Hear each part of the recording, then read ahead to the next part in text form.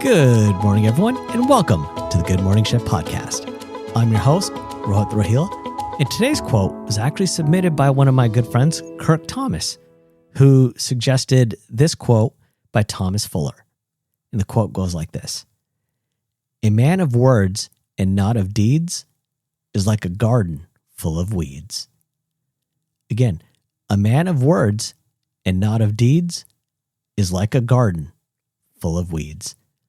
And what I love about this is it talks about the difference between talking and doing, about planning and action.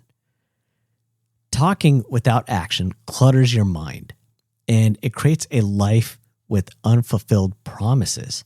Think of it like weeds overtaking a garden.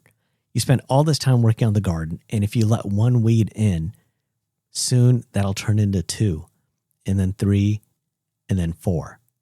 And before you know it, you've got more weeds than flowers. So what it takes is action on your part. If you create something, do acknowledge it and celebrate it, but don't linger on that. Instead, move forward. An example of this is maybe a manager who's constantly planning for future projects, but never executes or sees their team's potential. And what that does is that loses trust over time. It's going to fade away. So the shift I want you to make today is act on one thing that you've been talking about doing.